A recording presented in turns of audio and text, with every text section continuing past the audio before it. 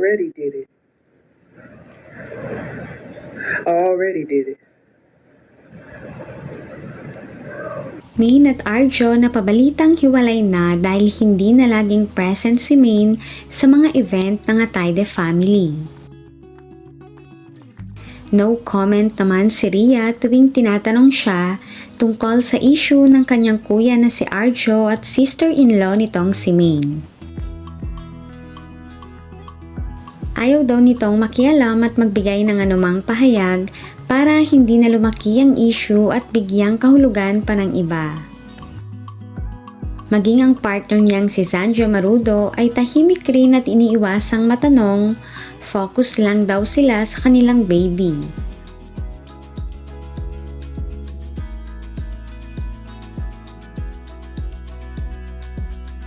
Sa ilang araw na naging maingay sa social media ay iba't ibang komento galing sa mga fans at netizens ang naglabasan.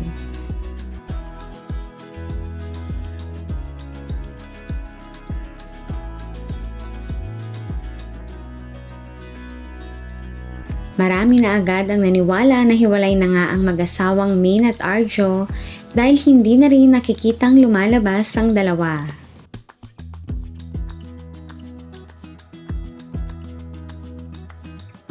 Wala rin update or post si Maine sa kanyang social media account kaya marami ang nagtamang hinala na lang.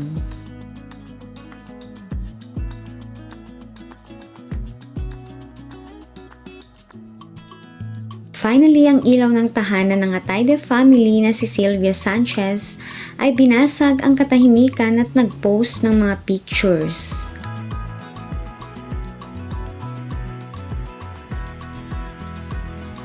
Simpleng salo-salo sa kanilang family ang naganap para sa celebration ng kanilang anniversary ng asawang si Art Atayde.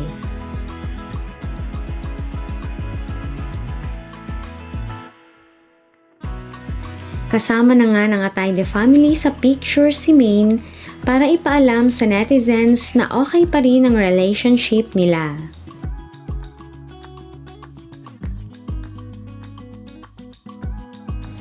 Marahil lumabas ang issue dahil hindi na nagpo-post si Maine ng mga travel picture nila ni Arjo, hindi daw tulad noon na laging updated.